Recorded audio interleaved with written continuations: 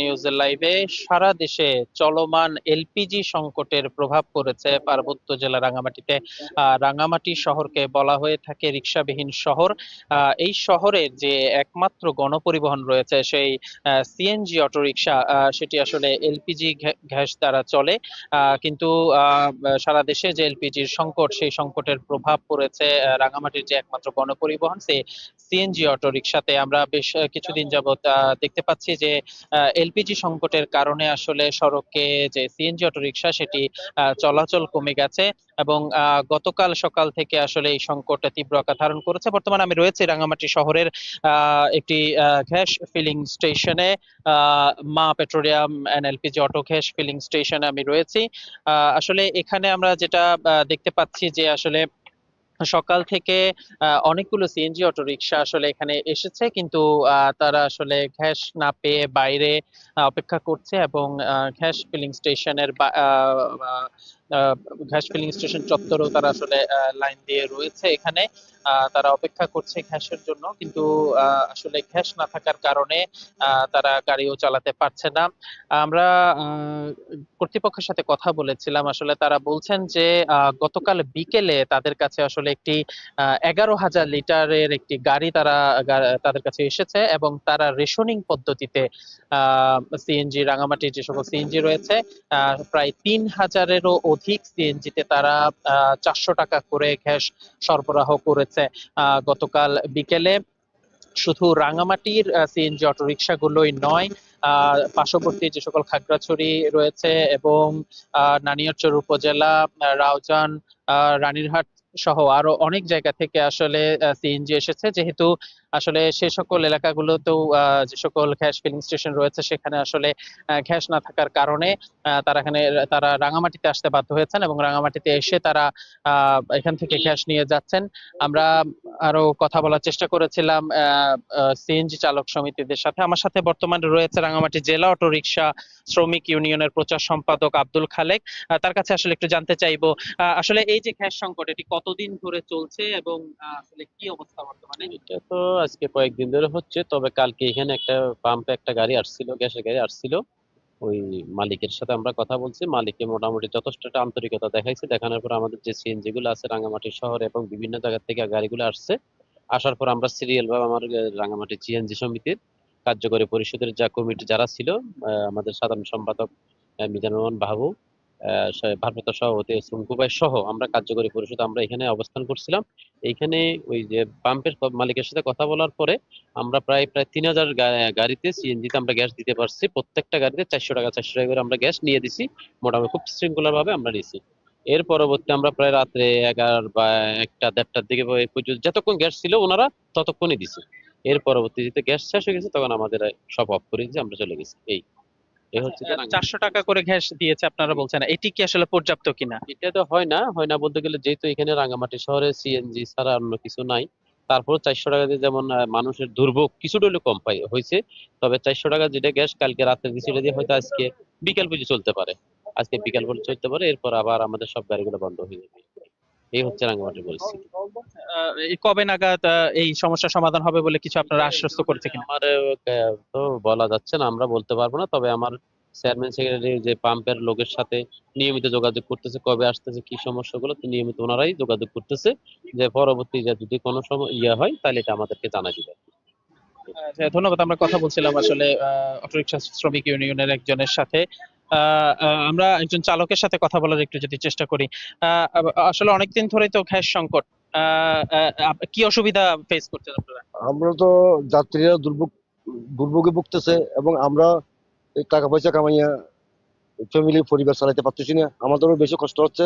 এখন গ্যাসের জন্য এসে এখানে বসে রয়েছি, আজকে 5 দিন আমি গ্যাস পাচ্ছি না। এখন আমার গাড়িটা আমার গন্তব্যস্থলে নিতেও পারতেছি না। এখন কি করবো চিন্তা করতেছি আর কি। এতে থেকে বলছে আমাদের গাড়িটা রাখেন, যখন গ্যাস আসে আমাদেরকে একটু দয়া করে কল দিয়ে।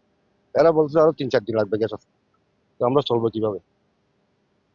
ধন্যবাদ। আমরা আসলে একজন চালকের সাথে কথা বলছিলাম, তিনি বলছিলেন আসলে গ্যাস সংকটের কারণে আসলে খুবই খারাপ পরিস্থিতিতে রয়েছে। গতকাল যে গাড়িটি আসলে এসেছিল আমরা সরেজমিনে দেখেছি যে সেই গাড়িতে কর্তৃপক্ষ আমাদের জানিয়েছে যে 11,000 লিটার গ্যাস তারা এসেছে, যদিও বা সেটি আসলে রাঙামাটির যে সকল সিএনজি রয়েছে সে সকল সিএনজির জন্য পর্যাপ্ত নয়। রাঙামাটি সিএনজি গুলোর পাশাপাশি আসলে পার্শ্ববর্তী যে সকল জেলা এবং উপজেলাগুলো রয়েছে সেখান থেকেও আসলে সিএনজি এসেছে, আহ, যার ফলে আসলে আহ, এটি পর্যাপ্ত ভাবে সবাই পরিপূর্ণভাবে গ্যাস পায়নি। আমরা আরেকজন চালকের সাথে একটু কথা বলার চেষ্টা করব। আপনি কোথা থেকে এসেছেন এবং আসলে এখন গ্যাসের কি পরিস্থিতি? আমি নানিয়ারচর থেকে আসছি, আমাদের জেলা নানিয়ারচর উপজেলা। আমরা গতকালকে রাতে আসছি। তো আমাদেরকে বলা হয়েছে যে আমরা নিউজ পাই যে 400 টাকা করে গ্যাস দেয়। তো আমরা আসার পরে রাত্রে সিরিয়াল দিতে রাত্রে পাই নাই, বলছে যে সকালে দিবে। তো সকালে আইসার সিরিয়াল যখন আপনার মুখোমুখি আসছে তখন বলছে যে গ্যাস শেষ হয়ে গেছে। তো আমরা রাত্রে আইসা এই যে একটা ভোগান্তি দেখতেছি, এবং 400 টাকা যদি গ্যাস দেয় তাহলে তো আমাদের হবে না। আমরা নানিয়ারচর থেকে আপ ডাউন করি, আপনার 300 টাকার মতো গ্যাস চলে যায়। তো শুধু 100 টাকা বাড়তি গ্যাসের জন্য তো আর বসে টাকা লাভ নাই। তো এই জন্য আমরা মনে করছি আজ পর্যন্ত বসে থাকবো। তো আমরা পাম্পের মালিকের সাথে কথা বলছি, উনি বলতেছে যে ভাই আপনারা অপেক্ষা করেন, হয়তো বা আসতেও পারে নাও আসতে পারে, আমাদেরকে গ্যারান্টি দেয় না।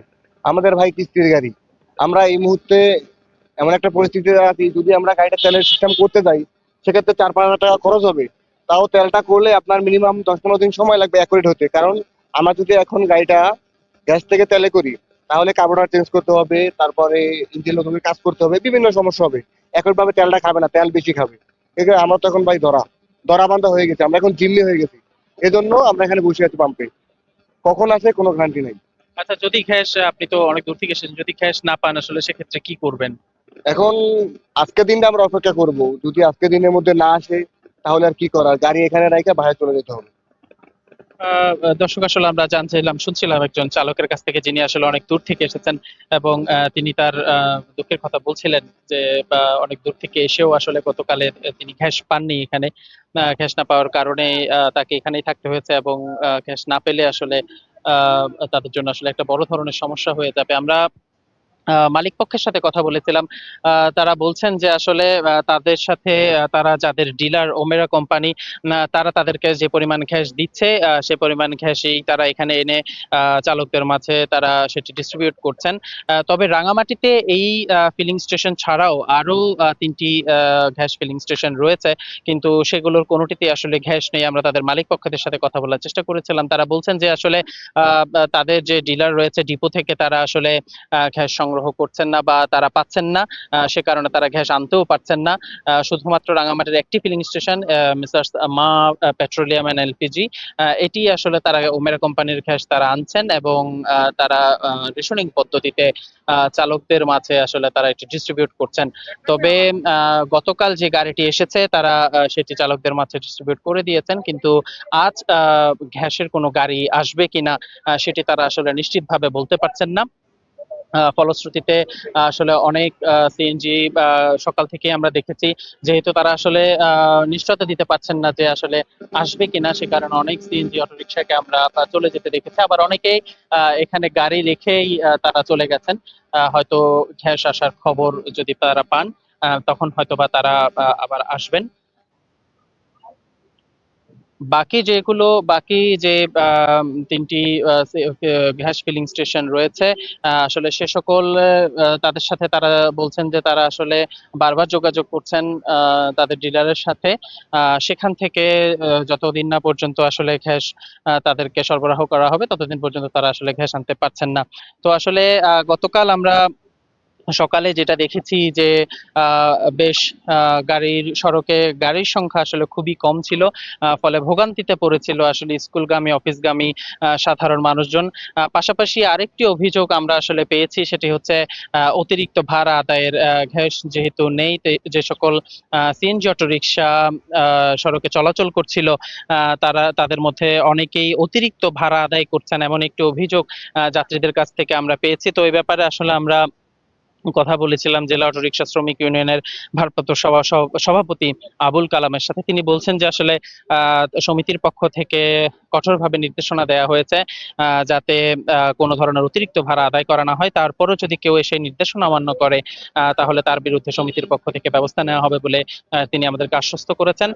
তবে আজ সকাল থেকে আমরা যেটা দেখতে পাচ্ছি, যেহেতু আসলে কালকে প্রায় 3000-এর অধিক গাড়িতে 400 টাকা করে গ্যাস সরবরাহ করা হয়েছে, তাই রাঙামাটির সড়কে যেহেতু একমাত্র গণপরিবহন এখানকার সিএনজি অটো রিক্সা, রাঙামাটির সড়কে আসলে আমরা সকাল থেকে সিএনজির উপস্থিতি কিছুটা বেড়েছে এমনটাই লক্ষ্য করছি। তবে সেটি আসলে আজ বিকেল নাগাদ চলবে। বিকেলের পর থেকে আসলে আবার যদি গ্যাস না আসে তাহলে বিকেলের পর থেকে আসলে এই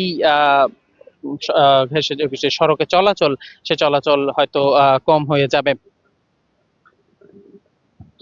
দর্শক, আসলে এলপিজির যে সংকট সারা দেশে, সেই সংকটের প্রভাবে রাঙামাটির একমাত্র গণপরিবহন সিএনজি অটো রিক্সার উপর প্রভাব পড়েছে। সেটির চলাচল বিঘ্নিত হচ্ছে এবং এতে আসলে সাধারণ মানুষ বিপদে পড়েছে। তবে যদি বিকেল থেকে কবে নাগাদ আসলে এই গ্যাস সমস্যার সমাধান হবে সে বিষয়ে আসলে আমরা এখনো পর্যন্ত স্পষ্ট কোনো বার্তা আমরা কারো কাছ থেকেই পাইনি। তো রাঙামাটি থেকে এই ছিল আমার কাছে সর্বশেষ